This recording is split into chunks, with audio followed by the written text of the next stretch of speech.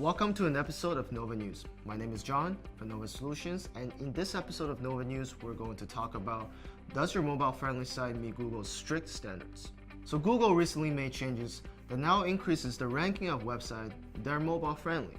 This algorithm change has a large impact on all mobile searches across the globe, and the search engine giant promises that users will have higher quality results. When users logged in and have an index app installed, information from the app will be used as a ranking factor in search results.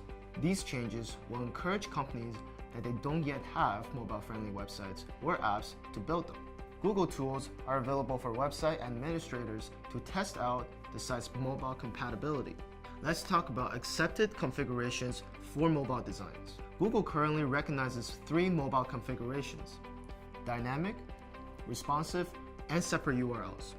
Of these configurations, the URL and HTML both will remain the same, only with a responsive design, making it the best option. The same HTML is sent to every type of device, and CSS is used to modify how the page is rendered on the screen size. With a dynamic serving configuration, only the URL remains the same. Now let's talk about how to make a mobile-friendly site, regardless of which mobile configuration you choose.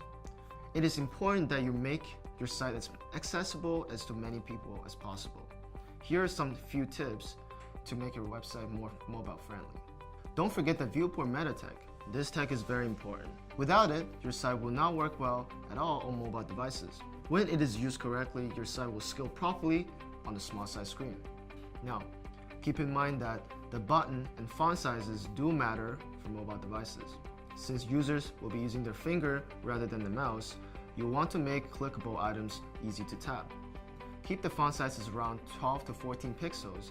The recommended button size should be at least 44 by 44 pixels.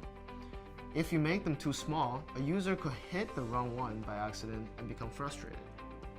Give visitors the option to view desktop version or view full website.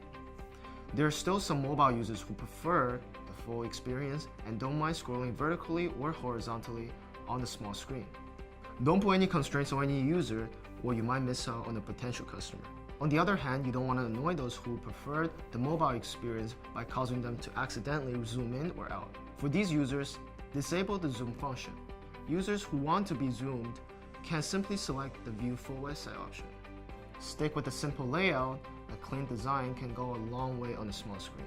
So many elements will not only look cluttered and messy, but will cause the site to load slowly. Mobile users are impatient and will not wait for more than a few seconds for your website to load. So do not put too much content, copies, graphics, etc. When you do want to put an image on a page, use a version that is optimized for mobile.